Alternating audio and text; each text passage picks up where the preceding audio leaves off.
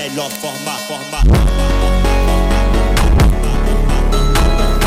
Ngayong araw nga ay nagbibihis nga ako dahil nga may pupuntahan kaming training. Dahil ngayong araw nga ay ginugunita ang National CPR Day o Cardiopulmonary Resuscitation. Di lang tayo dapat trabaho, dapat tumutulong nga rin tayo sa mga kapwa natin na kailangan ng tulong. Munta nga muna ako sa headquarters namin ng Metrocom para kunin yung bangka saka yung trailer. Ito nga yung mga kasama namin, si Sir Anonymous. At yung nagbibideo naman ay si Sir Ranger. Kinuha na nga namin yung trailer sa kabangka para dalhin din doon sa venue. Ito nga yung bangka na ginagawan ko rin ng makina. Ito kasi ang gagamitin namin pang rescue dahil panahon na naman ng bagyo ngayon at tagbaha na naman. Kapag nangailangan sila ng tulong, may bangka na kaming pangligtas sa kanila. Ito nga si Sir Ranger at sobrang saya nga nilang dalawa ni Sir Anonymous dyan dahil pupunta na nga kami doon. Malapit na kami doon sa may 4 lanes plaza. At nakasunod nga lang ako dyan sa may pick up na yan kasi nga hindi na nga ako sumakay doon. Nagmotor na lang ako kasi malapit lang din naman sa amin yan. Hindi na ako sumakay doon kasi masikip na rin. Nagmotor na lang ako.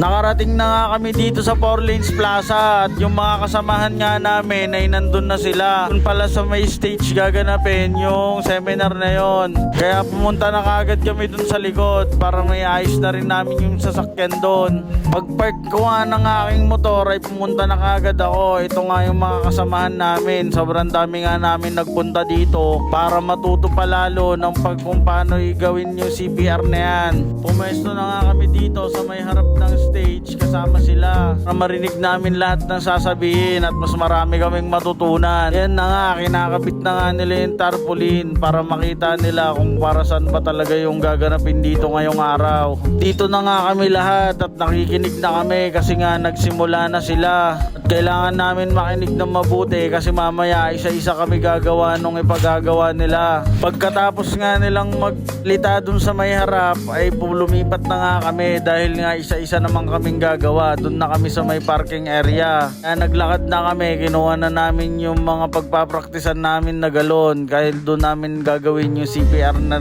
pinapraktis namin. Kaya naglakad na kagad ako papunta doon para tumulong ng mga ayusin, para mag-video na din, para makita lahat ng mga kasama namin. Sama nga pala namin ang Red Cross dito sa Santiago.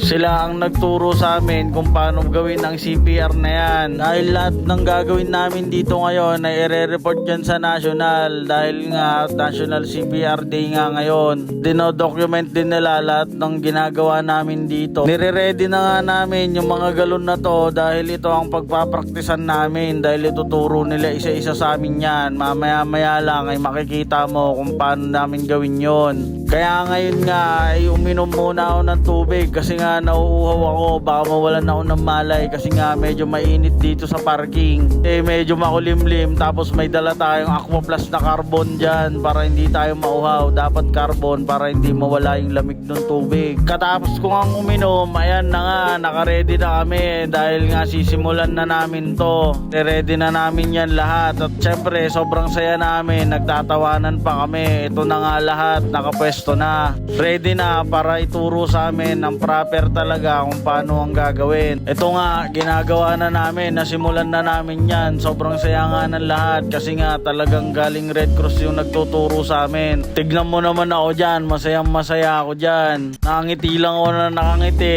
natatawa lang kasi ako kasi nga yung kasama ko hindi niya alam yung ginagawa niya. Kumikembo-kembot naman siya. Pero tinuruan siya at nakuha niya rin kung ano yung tamang postura, kung paano gagawin yon. Di ko na nga na-videoan lahat at ito na, tapos na kami. Kaya uuwi na kami ngayon dahil okay na, natapos na kami mag-training ngayon. Di na namin to i-apply sa mga susunod naming pagre-rescue. Kaya kung kailangan nyo ng tulong namin, Metrocom lang kami. Labas nga namin, ito na, palabas na kami dito sa may 4 lanes plaza. Convoy na nga kami at pauwi na kami. Kami na maaga kasi tutuloy namin yung paggawa ng bangka mamaya. Pagkatapos nito, ikakabit na namin yung makina dahil tag-ulan na naman. Na namin yon tapusin para magamit na kapag nagkaroon ng baha ulit. Sana wag naman, yun lang.